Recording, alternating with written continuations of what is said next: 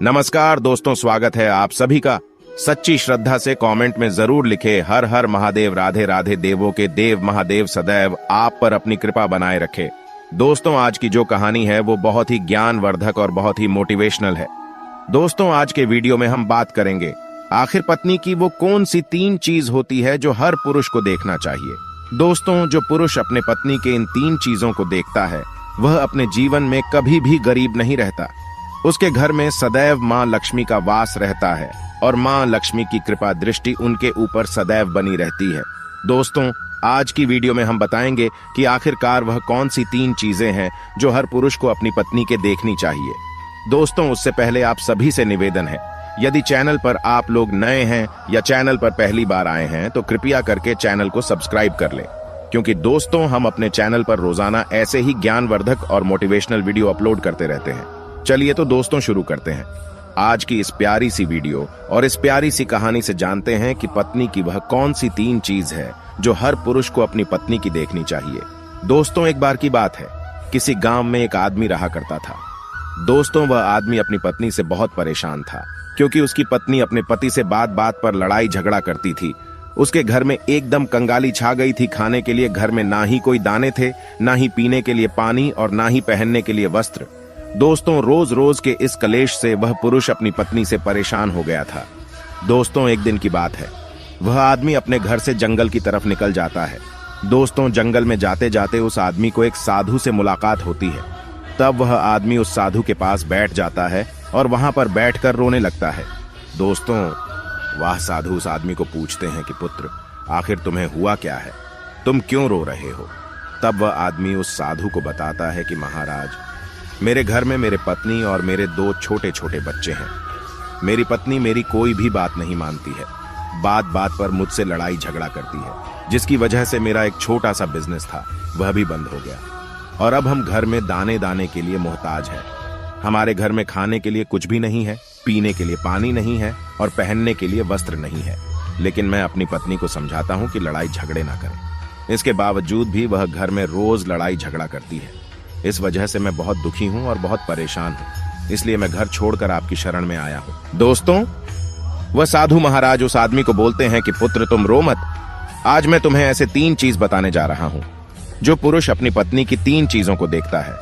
वह पुरुष अपने जीवन में कभी भी गरीब नहीं रहता है और ना ही उसके घर में कभी लड़ाई झगड़े होते हैं और उसके बिजनेस में तरक्की होती है।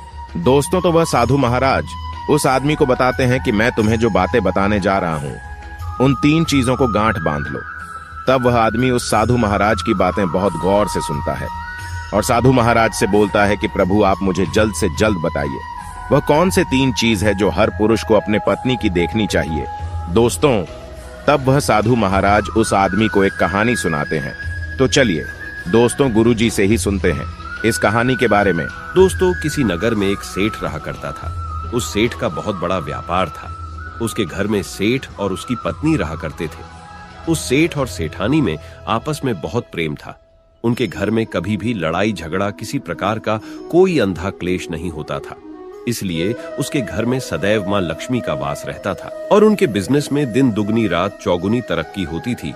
उन सेठ सेठानी में इतना प्रेम था कि आसपास के लोग उनके इस प्रेम को देखकर जल जाया करते थे। दोस्तों, सेठ और सेठानी के इस प्रेम की मिसाल हर गांव वाले देते थे। ऐसे कर करके उस सेठ और सेठानी की बात उस गांव की राजा तक भी पहुंच जाती है। दोस्तों, जब सेठ सेठानी की बात उस राजा के पास पहुंचती है तो वह राजा भी उनके प्रेम की मिसाल की तारीफ करते हैं और कहते हैं, हमारे गांव में एक पुरुष और स्त्री ऐसे भी है जिनके घर में कभी भी लड़ाई झगड़ा नहीं होते हैं। उन दोनों में आपस में इतना प्रेम है कि जितना मैं आज तक अपने जिंदगी में कभी भी नहीं देखा। दोस्तों, एक बार की बात है, वह राजा पूरे नगर में ढिंढोरा पिटवाते हैं और कहते, इस राज्य में जितने भी लोग हैं वो सभी लोग अपने अपने घर में दिया जलाकर रखेंगे। तब राजा की रानी अपने राजा से पूछते हैं कि महाराज, आखिरकार आप सभी के घर में दिया क्यों जलवा रहे हैं। राजा रानी की बात सुनकर रानी को बोलते हैं कि दीपक प्रेम की निशानी होती है। जिसके घर में दीपक जलता है उसके घर में सदैव ही प्रेम बना रहता है और मैं चाहता हूं कि जो प्रेम सेठ और सेठानी के बीच में है वही प्रेम हमारे इस नगर में, हमारे इस राज्य में हर पति और पत्नी के बीच में हो। इसलिए मैं हर घर में दीपक जलाना चाहता हूँ। दोस्तों, राजा की सैनिक पूरे नगर में ढिंढोरा पीटते हैं और बोलते हैं सभी के घर में दीपक रात भर जलना चाहिए। दोस्तों, राजा की बात मानकर सभी नगरवासी अपने अपने घर में दिया जलाते हैं, लेकिन जैसे ही आधी रात होती है सभी के घर के दीपक बुझ जाते हैं। लेकिन उस सेठ और सेठानी के घर की दीपक कभी भी नहीं बुझती है, क्योंकि दोस्तों दीपक प्रेम की निशानी होती है और जो सेठानी थी वह अपने घर की दीपक को सदैव जलाए रखती थी, जिससे सेठ और सेठानी का प्रेम बरकरार रहे। लेकिन दोस्तों, जो सेठानी थी वह अपनी मनमानी काम करती थी, उसका जो मन करता था वह वही काम करती थी। लेकिन सेठ को इस बात से कभी भी कोई दिक्कत नहीं होती थी, क्योंकि सेठ बहुत समझदार था। वह सोचता था कि यदि मैं अपनी पत्नी को रोक टोक करूंगा तो घर में बेवजह ही लड़ाई झगड़ा होंगे। दोस्तों, इसीलिए सेठ सेठानी की कई चीजों को और कई बातों को अनदेखा करता था। वह सेठ इसलिए अनदेखा करता था ताकि पति पत्नी में वह प्रेम और व्यवहार बना रहे। एक दिन की बात है दोस्तों, राजा और रानी अपने छत के ऊपर खड़े होकर अपने नगर का नजारा देख रहे थे और वह राजा और रानी देखते हैं कि उनके पूरे राज्य में अंधेरा था, लेकिन सिर्फ एक सेठ और सेठानी का ही गांव का घर था जहां दीपक जल रहा था। दोस्तों, तब राजा रानी से बोलता है कि देखो सेठ और सेठानी में कितना प्रेम है। सभी के घरों का दीपक बुझ गया है, लेकिन सेठ और सेठानी के घर का दीपक अभी भी जल रहा है। इसका मतलब यह है कि सेठ और सेठानी में बहुत ही ज्यादा प्रेम है। तब रानी अपनी राजा से बोलती है कि महाराज, सेठ और सेठानी में जो भी प्रेम है वो इसलिए है क्योंकि सेठानी समझदार है, इसलिए सेठ के घर में प्रेम है। दोस्तों, जब राजा रानी की बात सुनता है तब राजा बोलता है कि नहीं महारानी, यहाँ पर सेठ ज्यादा समझदार है, इसलिए उनके घर में कभी भी लड़ाई झगड़ा नहीं होती है। दोस्तों, रानी बोलती है कि सेठानी समझदार है। राजा बोलते हैं कि नहीं, सेठ समझदार है। दोस्तों, सेठ और सेठानी की बात को लेकर राजा और रानी में बहस होने लगा। तब राजा बोलता है कि देखो, हमें बहस करने की जरूरत नहीं है, क्यों ना हम दोनों उनका एक परीक्षा ले। परीक्षा में जो पास होगा वही समझदार होगा। राजा और रानी अपने बात से सहमत हो गए और उन दोनों की परीक्षा के लिए तैयार हो जाती है। दोस्तों, तब राजा अपने महल में जाता है और अपनी दासी को बुलाता है और वह अपने दासी से बोलता है, उस सेठ के पास जाओ और जो जो प्रश्न मैं तुमसे बोल रहा हूं वह तुम सेठ को बोलना। वह दासी बोलती है, ठीक है महाराज। फिर वह दासी राजा की बात सुनकर सेठ के पास जाती है। उसी समय ही सेठ की पत्नी बाजार गई थी कुछ सामान लेने के लिए। दोस्तों, तो वह राजा की दासी सेठ से बोलती है कि सेठ जी, मैं राजमहल से आई हूं, राजा साहब ने मुझे भेजा है। दोस्तों, वह सेठ उस दासी को बोलता है कि बताइए मैं आपकी क्या सेवा कर सकता हूं, आप बैठिए, मैं आपके लिए पानी लेकर आता हूं। तब वह दासी सेठ से बोलती है, नहीं सेठ जी, मैं राजा की दासी हूं, बस आपके पास राजा के समाचार लेकर आई हूं। दोस्तों, तब वह सेठ बोलता है कि ठीक है दासी, आप मुझे बताइए राजा साहब ने क्या समाचार भेजा है मेरे लिए।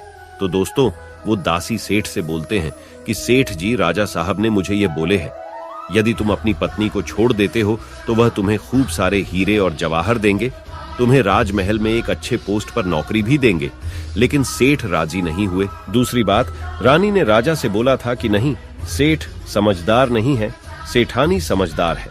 दोस्तों, सेठ और सेठानी के बातों को लेकर राजा और रानी में फिर से कहासुनी होने लगी। तब रानी राजा से बोलती है कि तुमने सेठ की परीक्षा ली है, मैं भी सेठानी की परीक्षा लेना चाहती हूँ। तब इससे बात क्लियर हो जाएगा कि सेठ और सेठानी में कौन ज्यादा समझदार है। तो वह राजा रानी को आदेश देता है कि प्रिय, तुम भी एक बार सेठानी की परीक्षा ले लो। तब रानी अपने राजमहल से एक दास को उस सेठानी के पास भेज दिया और अपने दास से बोलती है कि जो मैं तुम्हें बोल रही हूं ये सारी चीजें जाकर उस सेठानी को बोलना। तब राजा का दास उस सेठानी के पास जाता है। इधर से सेठ अपने काम के सिलसिले में कहीं बाहर गया हुआ था, घर पर सेठानी ही अकेली थी। दोस्तों, दास मौका देखकर उस सेठानी के पास पहुंचता है और सेठानी से बोलता है कि सेठानी जी, मैं राजमहल से आया हूं, मुझे रानी साहिबा ने भेजा है। दोस्तों, तब वह सेठनी बोलती है, ठीक है बताइए, किस लिए तुम्हें रानी साहिब मेरे पास भेजा है। दोस्तों, तब वह दास सेठानी से बोलता है कि रानी साहिबा ने बोला है कि यदि तुम अपने पति को छोड़ दोगी तो वह बहुत सारे हीरे जवाहरात देंगे, और अगर तुम अपने पति को मार दोगी तो वह तुम्हें अपने राज्य का आधा हिस्सा दे देंगे। दोस्तों, दास की बात सुनकर सेठानी तैयार हो जाती है और कहती है, ठीक है, यदि रानी साहिबा अपने राज्य की आधा हिस्सा मुझे देंगी तो मैं अपने पति को मार दूंगी। दोस्तों, तब उस राजा का दास उस सेठानी से बोलता है कि मुझे कैसे पता चलेगा कि तुमने सेठ जी को मार दिया है। दोस्तों, तब सेठानी राजा के दास से बोलती है कि मेरे घर में जो दीपक जल रहा है वह तुम्हें दिख रहा है। तब दास बोला, हाँ दिख रहा है। तब सेठानी उस राजा के दास से बोलती है कि जब मैं अपने पति को मार दूंगी तो मैं यह दिया बुझा दूंगी तो तुम्हें पता चल जाएगा कि मैं अपने पति को मार दिया है। अब वह दास सेठानी की बात सुनकर राजमहल को वापस लौट जाता है और राजा और रानी से ये सारी बात बताता है। सेठानी की बात सुनकर रानी बहुत अचंभित हो जाती है और रानी को स्त्री जाति से नफरत होने लगती है। दोस्तों, तब वह राजा अपने सारे दास दासियों के साथ सारे सैनिकों को बुलाता है और बोलता है, देखो, मैं यह नहीं चाहता हूं कि राजा और रानी की वजह से किसी निर्दोष की जान जाए। तुम ऐसा करो, उस सेठानी के घर जाओ और उस सेठ को सारी बातें बता दो और उस सेठ को बचा लो। दोस्तों, इधर दास और दासी सेठानी के घर पर जाते हैं और सोचते हैं कि सेठानी तो सेठ को रात में मारेगी और दिया भी बुझाएगी। इससे पहले ही हम सेठानी के घर में हमला बोल देते हैं। दोस्तों, इधर रात भी नहीं हुई थी, शाम का समय था और जैसे ही राजा के सैनिक सेठानी के घर पर धावा बोलते हैं तो देखते हैं कि सेठ पहले से ही मरा हुआ है। दोस्तों, तब राजा और रानी के दास दासी उस सेठानी से बोलते हैं, सेठ जी तो मरा पड़ा है, लेकिन सेठ को तो तुम्हें रात में ही मारने के लिए बोला गया था। दोस्तों, तब वह सेठनी उस दास और दासी से बोलती है कि सेठ को तो मुझे मारना ही था, रात में तो मुझे दिया बुझाना था, इसलिए सेठ को तो मैंने दिन में ही जहर देकर मार दिया है। अब मेरा काम है सिर्फ दिया बुझने का। दोस्तों, वह सैनिक उल्टे पांव उस सेठ के घर से राजा के दरबार में भागे जाते हैं और राजा को सारी बातें बताते हैं। दोस्तों, राजा क्रोध से आग बबूला हो जाता है और उसको स्त्रियों से घृणा होने लगती है और वह अपने सैनिकों को भेजता है कि उस सेठानी को बंदी बनाकर लाए। तब राजा के सैनिक उस सेठानी को बंदी बनाकर राजा के राज दरबार में पेश करते हैं। दोस्तों, तब वह राजा उस सेठानी को कारावास में डलवा देता है और वह राजा समस्त स्त्री जाति से नफरत करने लगता है। दोस्तों, वह साधु इस कहानी को गांव के उस आदमी को सुनाता है। तब साधु उस आदमी से बोलता है, अब तुम्हें समझ में आ गया होगा कि स्त्री की वह कौन सी 3 चीजें हैं जो हर कोई पुरुष को देखना चाहिए। वह आदमी साधु से बोलता है कि महाराज, मुझे अभी भी समझ में नहीं आया, स्त्री की वह कौन सी 3 चीजें हैं जो हर पुरुष को देखना चाहिए। दोस्तों, तब वह साधु उस आदमी को बताते हैं कि हर पुरुष को अपने स्त्री के सबसे पहली चीज यह देखनी चाहिए कि वह कहां पर आ जा रही है। दोस्तों, जो पुरुष अपनी स्त्री की यह चीज देखता है कि पत्नी वहां पर आ रही है, वहां पर जा रही है, तो उसके घर में कभी लड़ाई झगड़ा नहीं होते हैं और वह अपनी पत्नी के ऊपर नियंत्रण कर पाता है। दूसरी चीज है, पुरुष को पत्नी के अंदर ये चीज देखनी चाहिए कि उसकी पत्नी के बोल चाल कैसी है, वह अपने पति की इज्जत कर रही है कि नहीं, अपनी पति की बात मान रही या फिर नहीं। जो स्त्री अपने पुरुष की बात नहीं मानती है, अपने पति की इज्जत नहीं करती है, वह अपने पति के साथ कुछ भी कर सकते हैं, जैसे कि उस सेठानी ने उस सेठ के साथ किया था। इसलिए हर पुरुष को अपनी पत्नी की यह चीज देखनी चाहिए। तीसरी चीज, वह साधु उस आदमी को बताता है कि हर पुरुष को पत्नी के चाल चलन जरूर देखना चाहिए। दोस्तों, जो पुरुष अपने पत्नी के चाल चलन देखता है और उसके चाल चलन पर उससे ज्यादा प्रेम नहीं करता है, उसको अपने कंट्रोल में करके रखता है, तो उसके घर में लड़ाई झगड़ा कभी भी नहीं होते। दोस्तों, जो स्त्रियां अपने घर पर मनमानी चलाती हैं और पति की बातों को नहीं मानती है, उनके घर में इस तरीके की मुसीबत आती है। दोस्तों, ये 3 बातें वह साधु महाराज उस आदमी को बताता है और फिर वह आदमी इन 3 चीजों को गांठ बांध लेता है और साधु को प्रणाम करके अपने घर पर चला जाता है। दोस्तों, मैं उम्मीद करता हूं आपको इस कहानी से बहुत कुछ सीखने को मिला होगा। दोस्तों, सच्ची श्रद्धा से कमेंट में जरूर लिखें, हर हर महादेव, राधे राधे देवों के देव, महादेव सदैव आप पर अपनी कृपा बनाए रखे। इस वीडियो को लाइक करें, अपने दोस्तों के साथ शेयर करें और हमें सब्सक्राइब करना ना भूलें। और हाँ, इस वीडियो से कोई भी सवाल है तो आप कमेंट बॉक्स में जरूर लिखें, और आपके पास कोई भी सवाल नहीं तो हर हर महादेव जरूर लिखें, क्योंकि आपके कमेंट से वीडियो बनाने का मोटिवेशन मिलता है। धन्यवाद।